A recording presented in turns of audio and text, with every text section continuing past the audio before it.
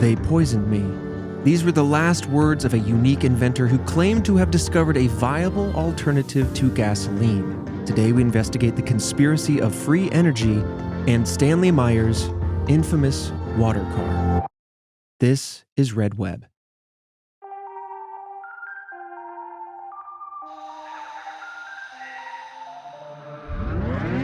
Welcome back, Task Force, to another episode of Red Web, the podcast all about unsolved mysteries, true crime, and supernatural phenomenon. I'm your resident mystery enthusiast, Trevor Collins. Joining me hearing this mystery for the very first time, Alfredo Diaz. I believe it to some extent. All these big oil companies, they've proven time and time again, they will do anything to keep their profit margins real fat. They just really do not want the competition at all whatsoever. They monopolize, they're in government pockets. And this is all just straight up fact and information that's just out there. Yeah. And it's not even it's a conspiracy. No, they really very much push anything to the side that threatens their profit margins. Oh yeah. And Corpos out there squashing competition is not a strange thing. And oil companies are a big time doer of those things. Yeah.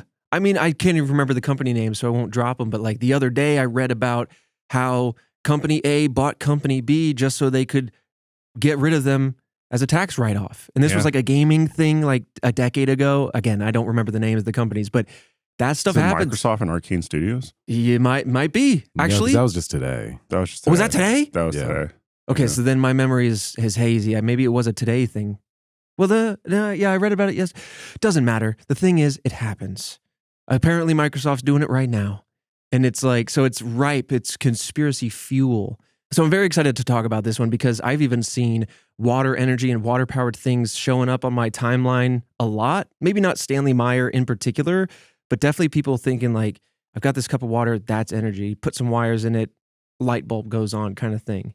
I will say, though, I do feel like something like water-powered vehicle, I feel like someone else would have come forward with that as a solution or something. You know what I mean? Unless Big Oil said, I mean, that's idea, a lot right? of shutting down. Yeah.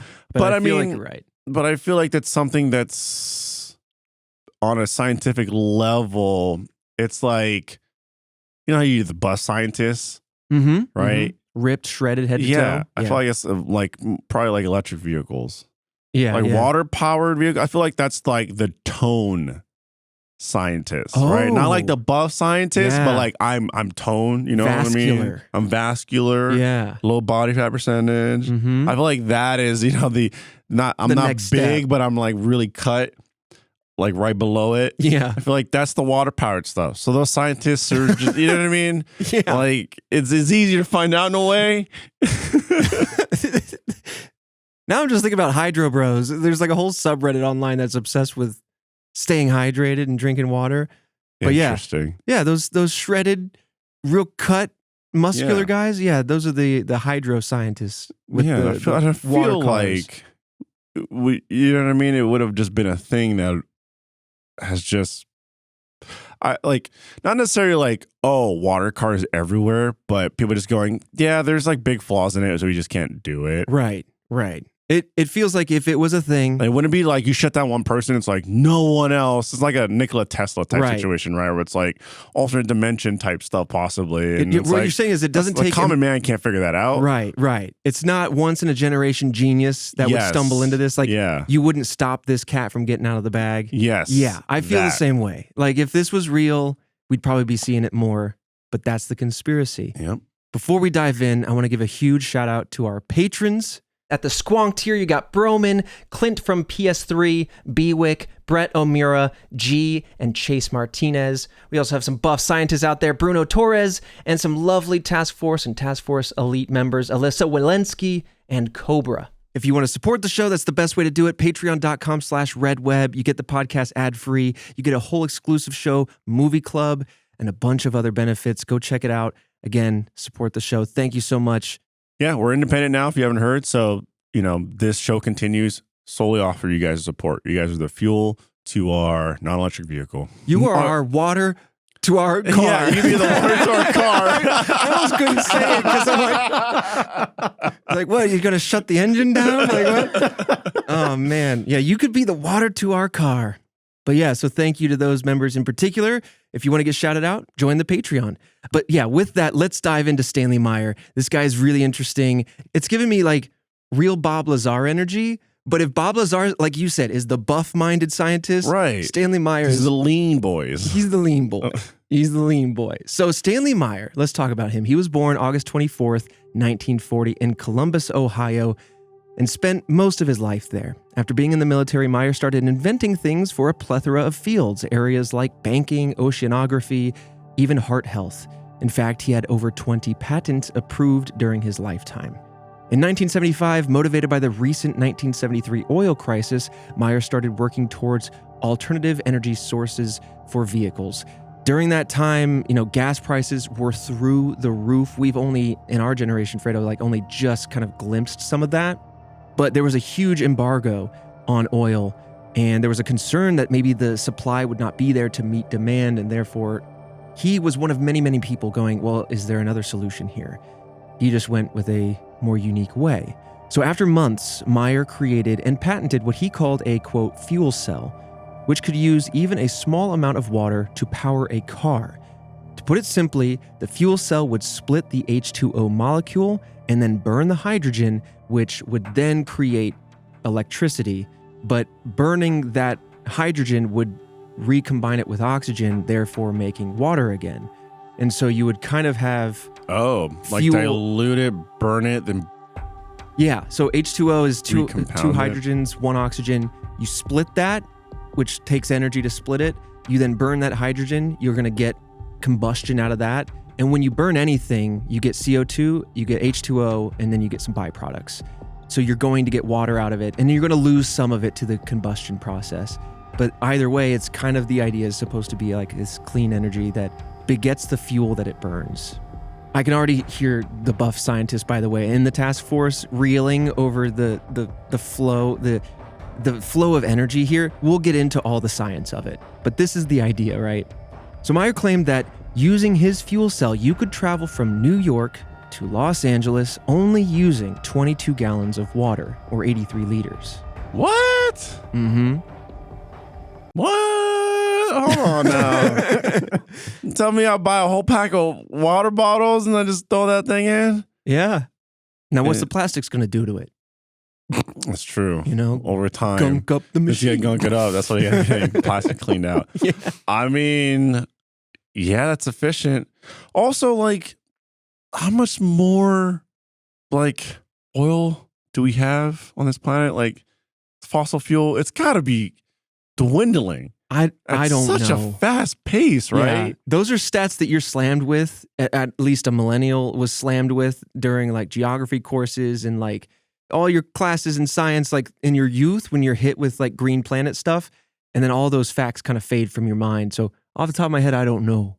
I just feel there are estimates. We can't keep going like this. Right. In my opinion, it's worth finding something else.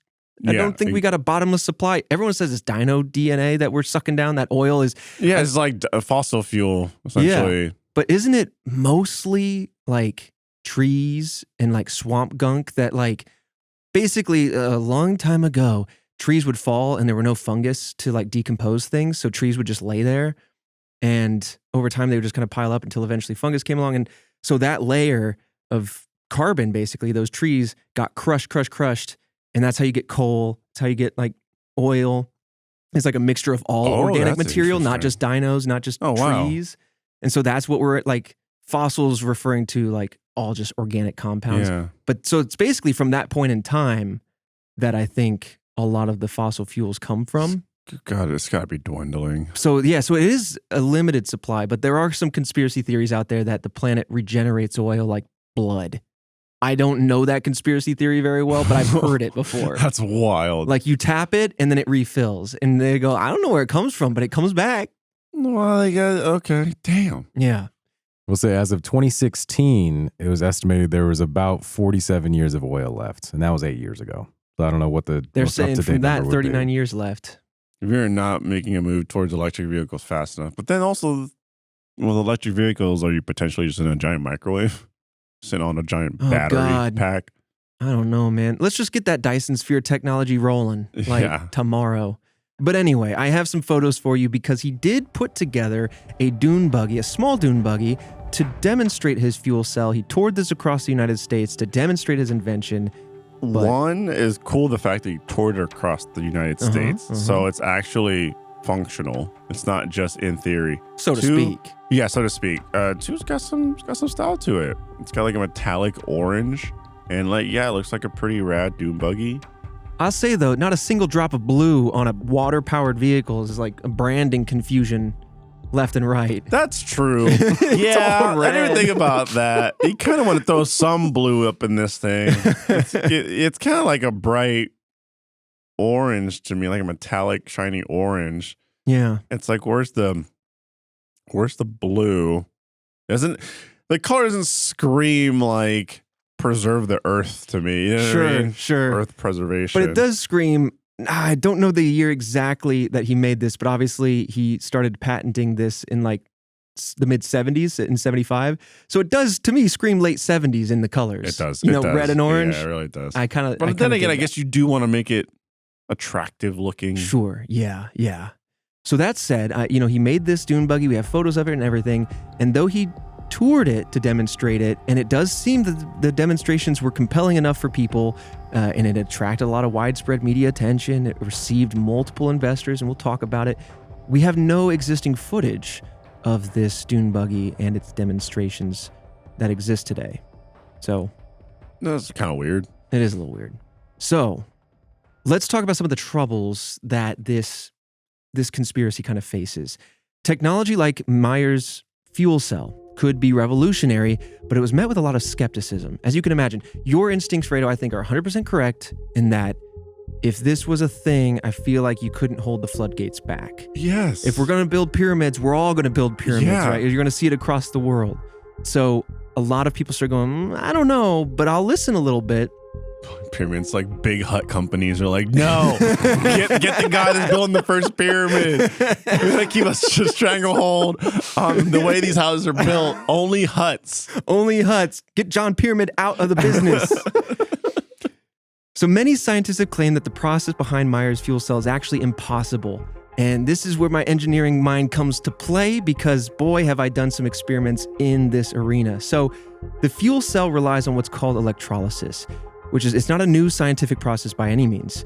It's basically, and this is me remembering college now, so give me a second. It's like a wire strung through water. You run a current through that, and because of the current running through it, it energizes the molecules in the water and gives enough energy to break the bonds between the hydrogen and the oxygen.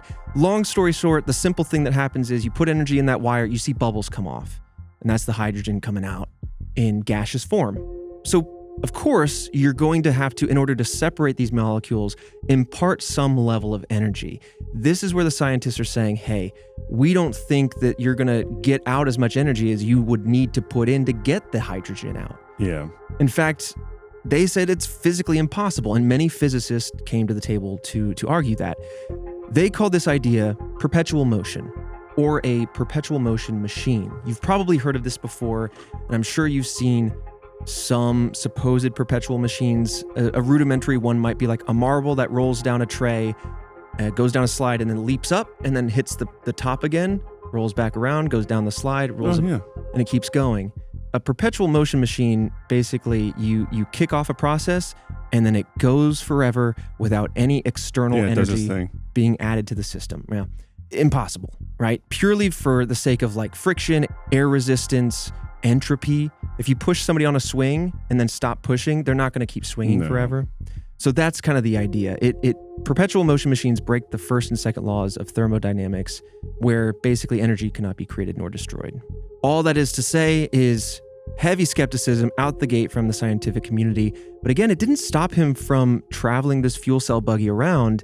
And he actually argued, no, it's not a perpetual motion machine. He's arguing that to get the hydrogen out, he has a patented technique that takes less energy to get the hydrogen than you would get from the combustion thereby creating an energy positive where you can run a car while keeping the system going, if all that makes sense. Interesting. So he's got something that he's done and invented and sees that the science community as a whole hasn't. Yeah, is the claim, right? Because otherwise the scientific community on the other side is saying, I'm just going to make up numbers, but like if it takes 1 kilowatt to get the hydrogen out and then you burn that hydrogen and try to get water again, you're going to end up with less water, obviously, but you're also going to get less than 1 kilowatt probably out of the combustion. Because if you look at any given system, the conservation of energy, you can only end up with... you're not going to convert enough. Right. You can anyway. Well, I mean, if that's the case, you got some super secret patented thing, then okay, then we can see, right? That's less like, I was saying earlier, I'm like, the floodgates would be open, but if this person has a unique technique that no one else in the science community has invented or sees, then we start getting into the okay, that's, a single target from big oil companies. Yeah. Take this person out. Yeah. That stops the floodgate. They're like, we don't need to worry about the idea of it, but if this guy actually figured it out, exactly, let's go for him. Yeah. And so, per the Sunday Times and Wikipedia, there were many people, investors specifically, that wanted this car to be examined by a specialist, someone who could actually sit down, look at this car run, and prove it. In fact, they had it scheduled to be looked over by Michael Lofton, a professor of electrical engineering at Queen Mary University of London. Now, when the time came to show off the car, Lofton said that Meyer had made, quote, a lame excuse, end quote, as to why the demonstration could not proceed. So when this dune buggy and its fuel cell ended up in front of heavy professional scrutiny, oh, well, we have an issue. We won't be able to proceed as planned. We're going to have to delay, whatever. And because of this, in 1996, 2 of Meyer's investors decided to sue him. They were claiming that his invention and his claims were fraudulent. In fact, I might have it reversed. I think they might have sought professional investigation into this tech because they were starting to smell something funny. But either way, professionals saying nay. I mean, the thing is, when it's time to show up, then yeah, it's really fishy. The easy excuse there would have been hey, I have a very unique patent. I can't show you this because I need, I don't know, measurements in place to make sure that it, my patent doesn't get out there and copied or replicated or whatever. I could see that, but that route wasn't taken. Yeah. That just seems like the easy route to delay. It's I got some very solely discovered proprietary things here. I don't want you guys to look at and expose it to the masses, etc. I need some time to figure out the legalities of all that. But yeah. So maybe he's like, let me just run the car and you take my understanding for it. Cause if you start prying under the hood, you could leak my information. Yeah. And then for now, cool, take an outside look. Yeah. But that's a little fishy. It is fishy. The only claim we have, again, per the Sunday Times is that he said, quote, lame excuse. You don't know exactly what Meyer was trying to say was going on or why he was delaying or why he couldn't perform. It could have been that he said that and then they just said it was a lame excuse. Yeah. He's like, I had Taco Bell last night and, just feeling weird, man. So the weight ratio is off on the vehicle now. Yeah, the weight ratio is so wrong. It's not meant to be this lopsided. So I'm just gonna tomorrow. Either way, though, some of the investors even accused him of swindling them for money laundering purposes, where you would basically wash money through a company from other nefarious deeds, which is a whole other criminal enterprise. But one businessman had invested over $300,000 with no return. Oof. Using a 2024 online inflation calculator, that's over $700,000. Jesus, that's so much money. I mean, if you believe that this is the next big thing, sure, get in there. But you gotta bring some evidence, man. I don't know. Look, that $300,000 could turn into multiple lifetimes worth of money. So, depending on how much money you have, yeah, sure, it was worth a gamble. Sure. This reminds me. I remember the dude that had he used 10 Bitcoin or whatever to buy Domino's pizza. and that's worth like 64 like million or something like that nowadays. 10 Bitcoin now. It was like 700,000. It was like a Bitcoin equivalent enough to be like 64 mil. And he bought 64 mil. And then he spent all that Bitcoin on, I think that's 1,000 Bitcoin. Domino's pizza. That's terrible. Because it was just so early on. Yeah. I remember when Bitcoin was like fractions of a cent. Yeah. And I remember like catching wind of whatever Bitcoin was. I was like, I don't understand what this is. I don't know how to get it. But if it's going to take me days to get like a cent, I'm not interested. Yeah. And now it's like, whoa. I would have spent years. Oh, man. What was it, Christian? He spent 10,000 Bitcoins. 10,000. 600 and something million. On a pair of Papa John's pizzas, which in 2010, when this happened, was about $41 worth. Hold on, though. 2010 version of Papa John's? Yeah, and then now it was worth how much? Well, he ultimately ended up shelling out 100,000 Bitcoin total that is now worth $3.8 billion. Oh my God. Oh! That's the most expensive pizza ever purchased. This man in another life is walking around. He says he doesn't regret it. That's a bunch of bullshit. That must have been the best pizza of all time. Bunch of bullshit. You would have been a billionaire. Yeah, multi-billionaire, which is wild. And then the person that the delivery person that he like bartered with to do the Bitcoin took that Bitcoin and then used it to just travel around. Hey, all right. Like immediately. But like he used that to travel, and obviously he would have been way better off, like in the millions. So he was like, yeah, no, I regret it. I should have just held on to it. I didn't know it's worth. That's wild. I know. Those kind of stories are just crazy to think about because you can't know what's going to happen with it. No idea. But I don't know. It's hard for people to just wait, right? To wait that long. Yeah. For, like I have the patience, man. Like I'd be like, cool, I have it. I'll see in 20 years. Maybe it's something, maybe it's not. I do that with like booster boxes of Pokemon stuff. Sure. Like all my friends and the missus are like, I gotta open it right away. And they're like, you don't want to open yours? I'm like, nah, I'll wait 20 years. Maybe it's worth something. If not, it'll be fun to open in 20 years. Yeah, that's true. And that's a good way to think about it. But speaking of Bitcoin, I mean, this goes back way long ago, like almost 4 full years ago on this podcast. We did an episode on Satoshi Nakamoto, yes, the name or pseudonym of the person who invented Bitcoin. Right. That was our second ever episode. Yeah, that was a good one too. Yeah. And then his wallet, like he passed away, his wallet was locked, but then some Bitcoin after he passed away was taken from the wallet. Yeah, it was that founding wallet or one of those early day wallets just kind of had no activity on it because the blockchain's public. You can see what's like kind of transactions. And then suddenly one day in the future, like we break it all down in great detail on that episode, but yeah, it like was suddenly active and transferring Bitcoin. You're like, wait, who is that? What is that? So there's like theories that we discuss on who that is. But it's an interesting idea as far as tech, and it's like a limited supply. So if Bitcoins get lost, they're lost forever. You know, you can't just have continuous amounts. You can't just have forever amounts, right? That's one of the big pieces. But coming back to these lawsuits, while Meyer had the designs for his fuel cell, lawyers argued they were copied from yet another inventor's. So another reason why these lawsuits were pretty damning. With no agreed upon evidence that the car actually ran, Meyer lost and was found guilty of, quote, gross and egregious fraud. He had to pay 2 of his investors back $25,000 each. So I don't think all of his investors went in on this lawsuit, but imagine paying $300 and getting back less than 10%. That's egregious. Yucky.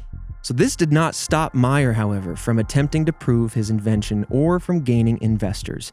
On March 20th, this is where it becomes a little true crime.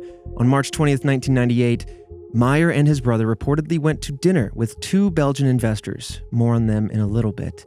But at that same dinner, Meyer ordered cranberry juice for dessert, and after taking a sip, he sat up quickly, grabbing at his throat.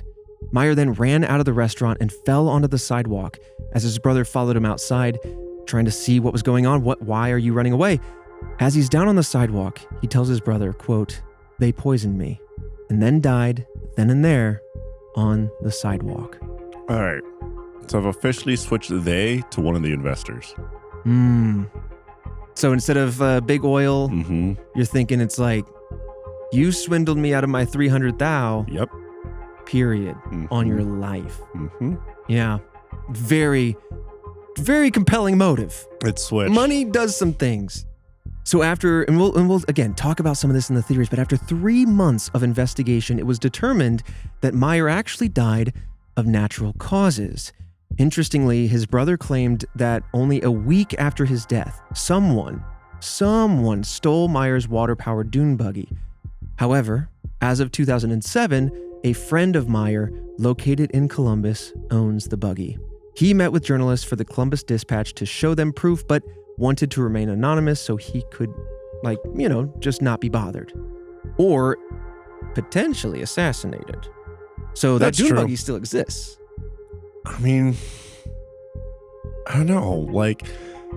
I'm leaning towards this thing isn't what it is. No way. There's no way, right? You just have this amazing invention that can change the way. I mean, not only change the industry, the car industry, the automotive industry as a whole, but it's better for the environment, et cetera, et cetera.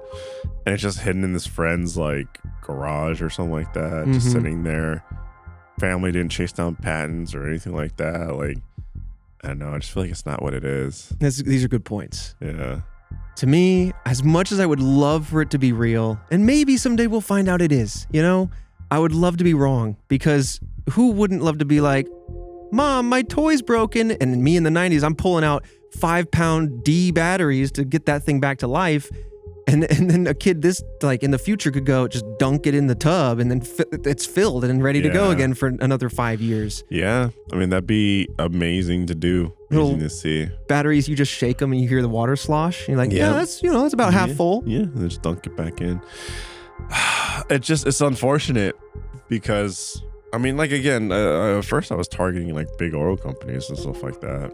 Yeah. It's just so unfortunate, especially with the automotive industry, right? You have the oil company that is essentially trying to keep this stronghold of fossil fuel powers cars, etc.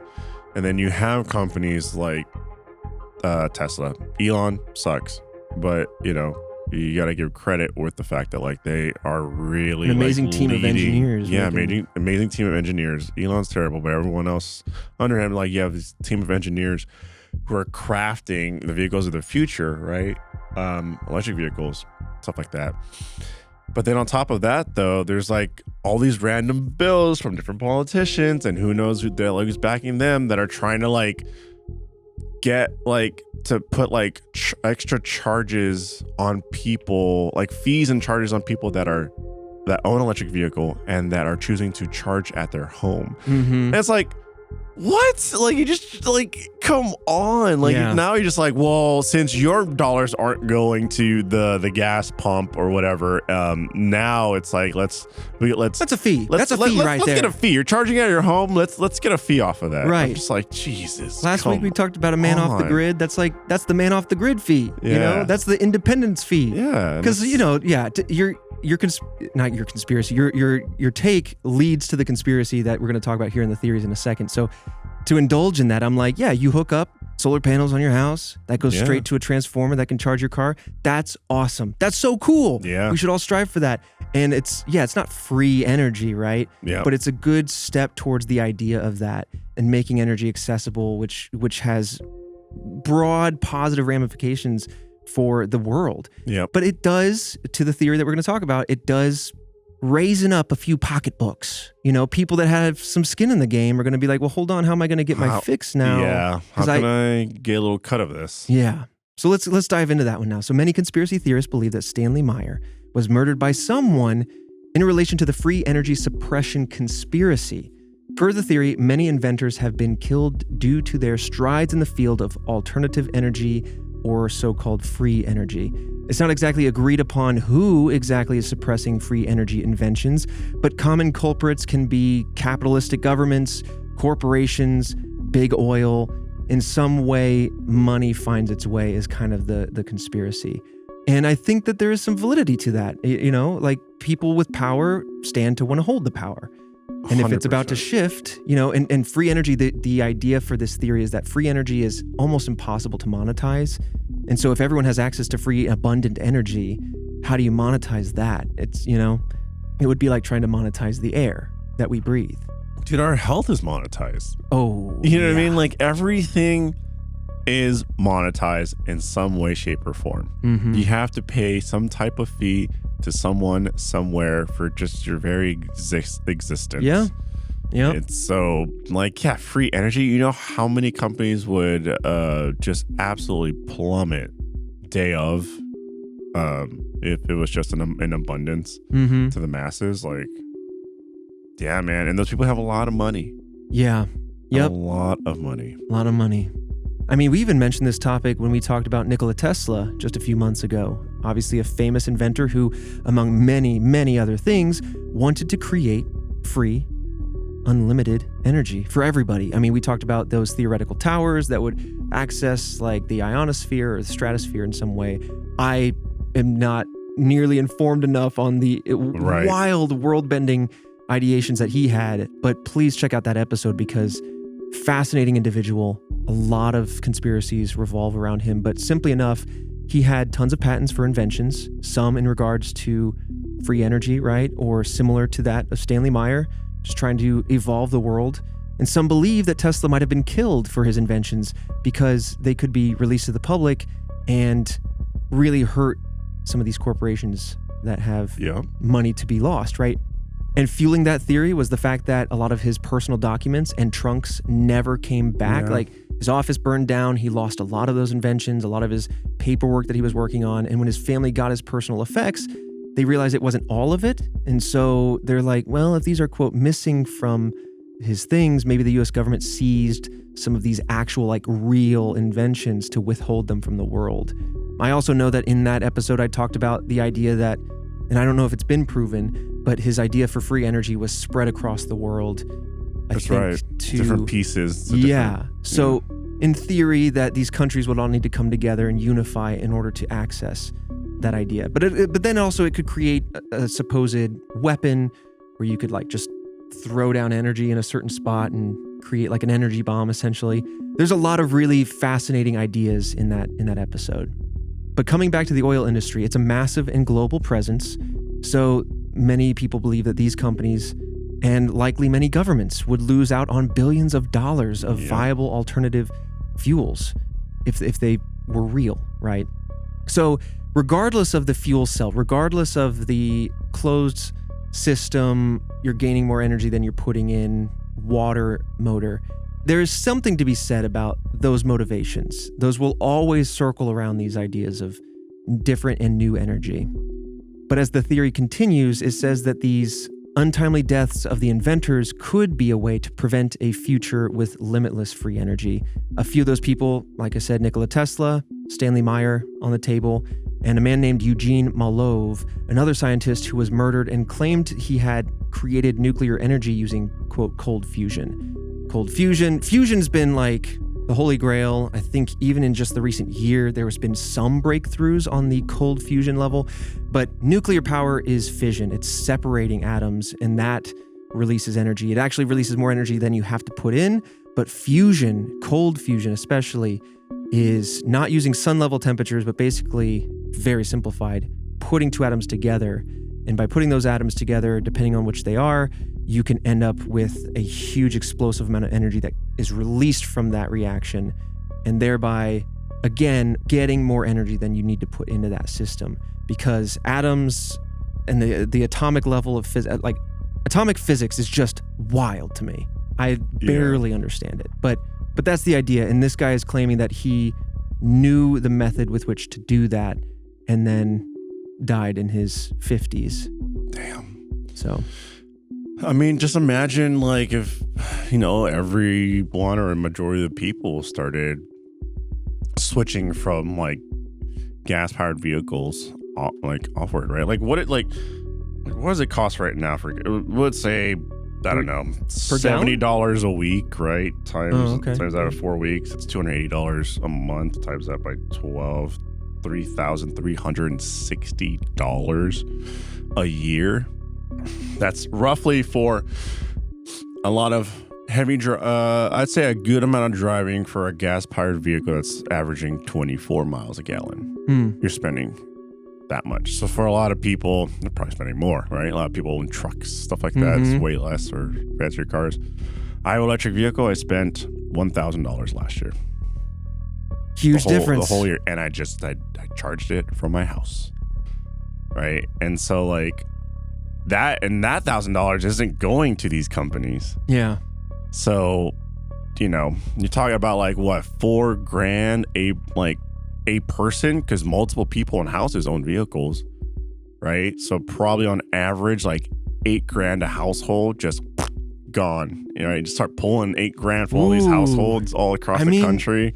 Your math is math. That's like, a lot of money. The That's incentive big is loss. there. That's just an example of how high it can go. I used to drive an SUV, and the older it got, the more often I had to fill it up. So there were weeks, if I was just commuting a lot, there were weeks I'd be filling it up twice a week, which is just like taking your number, doubling that. Yeah, that's even more. I'm kind of like in that like safer range. My car keeps metrics. I can see the number of gallons to the decimal that it's burned in its lifetime. Whoa. And it's 20 years old. I got it used. And so it's like, I don't want to do that math. Yeah. So anyway, I kind of geek out because like, I don't want to go too deep or too wild with it, but like, I love the scientific method. I love science and engineering and everything.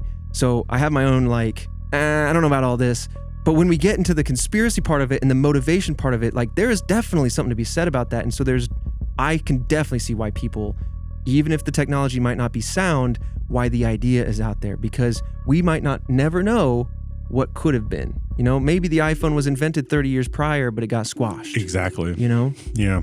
And then they just couldn't stop a company like Apple from bringing it to the forefront. That, or like we haven't figured out how to monetize it yet.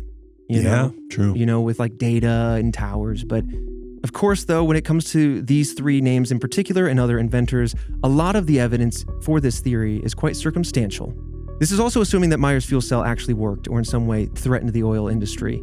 Meyer claimed that he was threatened personally and even offered $1 million to stop promoting his invention. We don't know much more about that claim, but he's out there saying that himself. And reportedly, he was extremely paranoid about hiding the details of the fuel cell, but some claim that this was to prevent others from finding out that it was actually not real. Yeah. I gotta hide these blueprints because they're too valid. Wink, right? At some point, you gotta give something to people to validate it. Absolutely. Like, I get the fear of like, you know, exposing patents and whatnot, but you gotta give people something. Yeah. I mean, the professor is literally trying to look at an engineering professor is trying to look at your thing and you're like, I don't know though. I don't sign a ton of NDA or something like that. Yeah, right. Exactly. So if there's any damages, there will be repercussions. Exactly. In a interview with local news channel WTVN, a reporter claimed that Pentagon officials visited Meyer to discuss the fuel cell.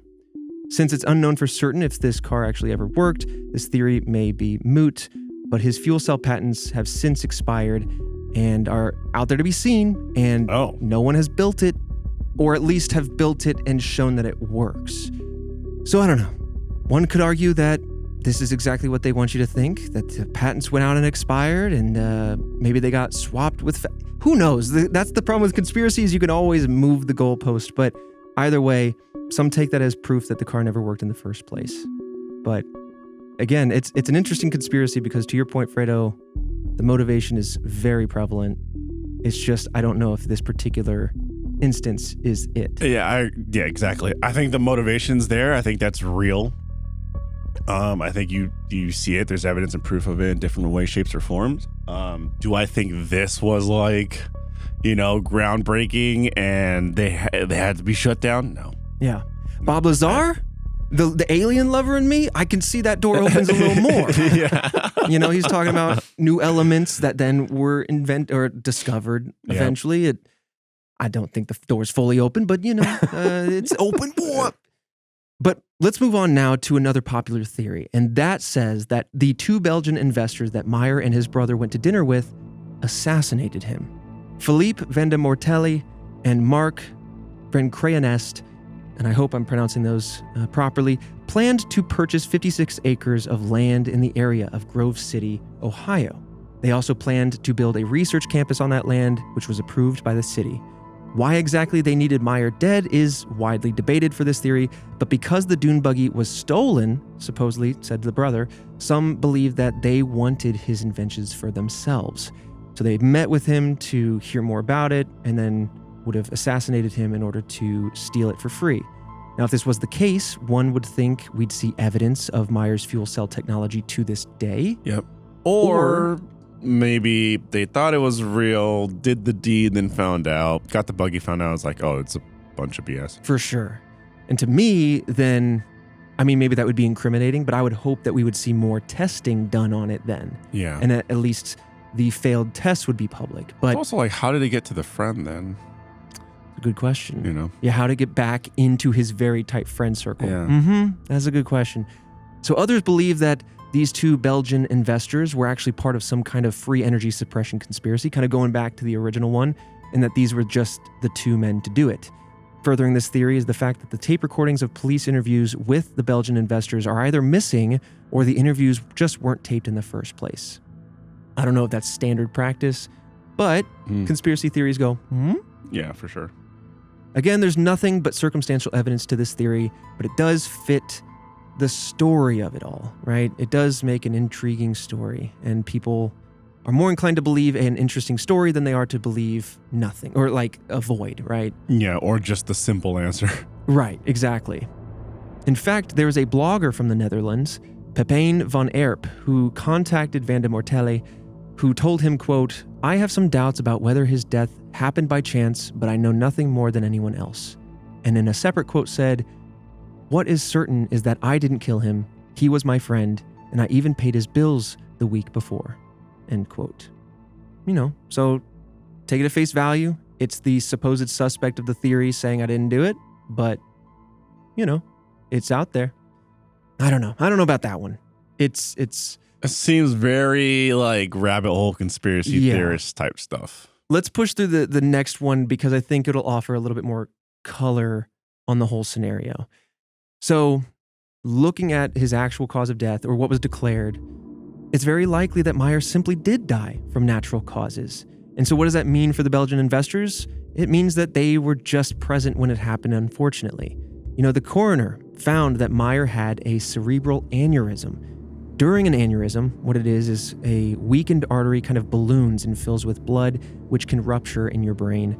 And warning signs can include anything from like headaches to nausea, dizziness, seizures, things like that. But sometimes an aneurysm doesn't show any signs until it ruptures, at which point, tragically, the person just kind of dies in that very moment. Yeah, that's the terrifying thing about aneurysms. There's a good percentage that just happens out of nowhere and that's it, done. It's so scary. In that moment. I've heard some truly heartbreaking stories about people just living their lives and then out of nowhere. Yeah. And honestly, that does sound maybe what happened here. Sure, there's the other topics at hand, but like... I will say, I guess to try to take a positive angle, it seems like it's quick and painless, not just knowing surface level stuff. Mm-hmm. You know, like obviously you never want to just randomly go out, but if you were, there's no suffering, right? Like that's really the best you can ask for. Yeah. Now, as far as we could find, the only person who heard Meyer claim that he was poisoned, right? Because remember, he sat up suddenly, clutched his throat, then walked outside. I mean, it could be like he felt like he was being poisoned. Could have. Yeah, that's a great point. Because a lot of confusion, especially when it ruptures. In the moment, too. 1,000%. You know, but the only person who claimed to hear that phrase was his brother. And, you know, there could be biases in play, or he could be telling the truth. I don't want to sit here and, you know, pretend to know, but, you know, it's possible he was lying, exaggerating. He may have never said anything at all. He may have been dealing with really wild complications due to an aneurysm. But at the same time, it's not known if Meyer had shown any symptoms whatsoever towards an aneurysm. A toxicology report actually showed nothing of interest, and the coroner stated that there was no evidence of poison, at least poison known to the American government. So it does leave a little crack in the foundation for people to say, well, the Belgians must have had a secret poison that was not known to the U.S., and therefore they couldn't find it. I don't know about that. Yeah, that's what I'm saying. The goalposts can move. Yeah. I think conspiracy theories on the whole are always really fascinating, but to me, just personally speaking, tend to like usually lack the credence necessary to become more of a hypothesis. Yes. This is a fascinating case. Someone trying to make something interesting. I do think that they might have